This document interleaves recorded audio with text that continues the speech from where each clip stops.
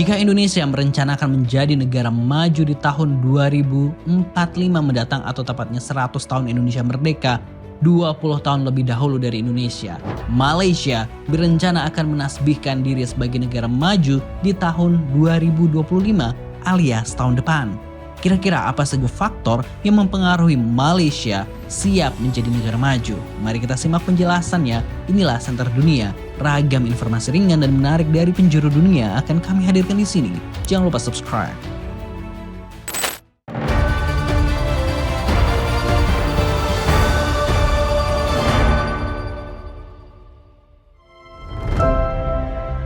Melansir dari sumber rri.co.id, Malaysia telah melakukan berbagai persiapan untuk menyambut status sebagai negara maju yang ditargetkan pada tahun 2025 mendatang. Setelah berhasil melakukan transisi ke status negara berpendapatan menengah ke atas, Malaysia kini berada pada trajektori yang tepat untuk mencapai tujuan jangka panjangnya sebagai negara maju.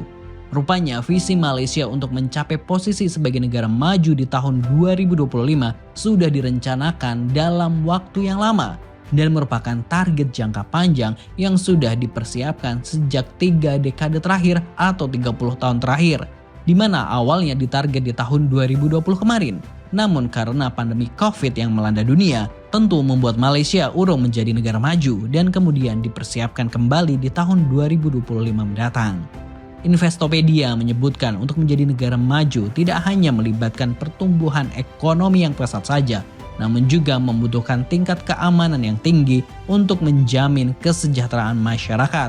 Keduanya merupakan komponen penting dalam membangun negara yang maju dan berkelanjutan. Pendapatan per kapita Malaysia mencapai rekor tertinggi sejak tahun 1957 yang kini sudah mencapai 226 US dollar. Yang membuat Malaysia masuk dalam kelompok negara berpendapatan menengah ke atas. Di tahun 2025, maka bisa dikatakan sebagai negara maju.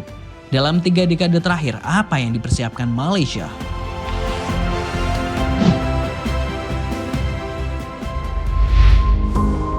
Pertama, pembantuan dari pihak kerajaan. Malaysia merupakan negara dengan sistem negara federal dengan bentuk pemerintahan parlementer. Tentunya Malaysia memiliki kerajaan yang mana raja sebagai kepala negara. Walau hanya sebatas kepala negara, namun pihak kerajaan juga berkontribusi membantu perekonomian dan pengembangan negara seperti pembangunan ekonomi yang berkelanjutan, peningkatan pendidikan dan kemahiran, tata kelola dan integritas yang baik, kesejahteraan sosial dan kesaksamaan, pembangunan infrastruktur dan teknologi, dan hubungan luar negara dan daya saing global.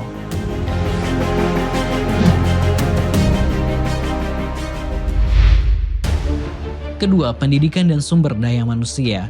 Reformasi pendidikan Malaysia melalui PPPM 2013-2025 berfokus pada peningkatan kualitas pengajaran, pengurangan jurang prestasi, dan penyediaan pendidikan inklusif. Pendidikan teknikal dan vokasional atau TVET diperluas dengan keterlibatan industri dan penggunaan teknologi termasuk inisiatif digital dan sekolah bestari. Pengembangan sumber daya manusia mencakup pendidikan sepanjang hayat, pelatihan profesional, dan program SL1M untuk meningkatkan employability lulusan baru. Malaysia juga membentuk universitas riset untuk mendorong inovasi dan memperkuat kerjasama universitas industri.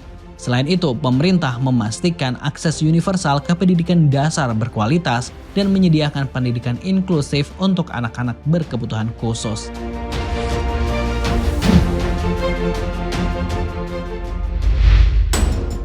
Ketiga, tata kelola dan stabilitas. Tata kelola dan stabilitas di Malaysia berkontribusi pada kemajuan negara dengan memperkuat pemerintahan yang transparan dan akuntabel melalui reformasi birokrasi. Pemerintah secara aktif memberantas korupsi melalui Suruhanjaya Pencegahan Rasuah Malaysia atau SPRM untuk meningkatkan integritas publik, stabilitas politik yang konsisten, menarik investasi asing dan menjaga kepercayaan pasar. Peningkatan ketulusan dan pengambilan keputusan pemerintah memastikan partisipasi masyarakat yang lebih luas, kerangka hukum yang kuat dan penegakan hukum yang efektif mendukung keberlanjutan pembangunan ekonomi dan sosial.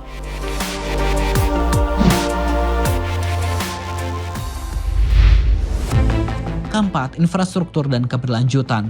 Malaysia membangun infrastruktur modern seperti jaringan pengangkutan awam atau MRT-LRT dan jalan raya untuk mendukung pertumbuhan ekonomi. Investasi besar dalam teknologi hijau dan energi terbarukan memperkuat keberlanjutan lingkungan.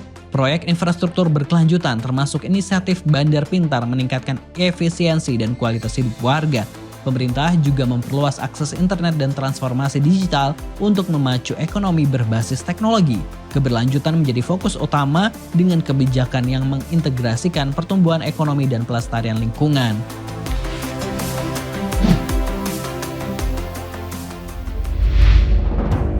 Kelima, daya saing global. Untuk meningkatkan daya saing globalnya, Malaysia melakukan reformasi ekonomi yang memudahkan bisnis dan investasi asing. Perjanjian perdagangan bebas dengan berbagai negara memperluas akses pasar internasional bagi produk dan layanan Malaysia. Pemerintah mendorong inovasi dan teknologi untuk mengembangkan industri berteknologi tinggi dan meningkatkan produktivitas. Kerjasama internasional dan pendidikan dan riset memperkuat kualitas tenaga kerja dan inovasi lokal. Malaysia juga berperan aktif dalam ASEAN dan organisasi internasional untuk memperkuat posisinya di pasar global. Nah, itu tadi Sobat Center Dunia, fakta menarik tentang Malaysia yang ingin mendeklarasikan negaranya sebagai negara maju di tahun 2025. Setelah Malaysia, tentunya Thailand dan Filipina diprediksi akan menyusul Malaysia. Lalu bagaimana dengan Indonesia? Mudah-mudahan 2045 Indonesia emas terwujud ya. Temukan fakta menarik dan informasi dari dunia lainnya dalam Center Dunia. Pastikan kamu subscribe. Wassalamualaikum.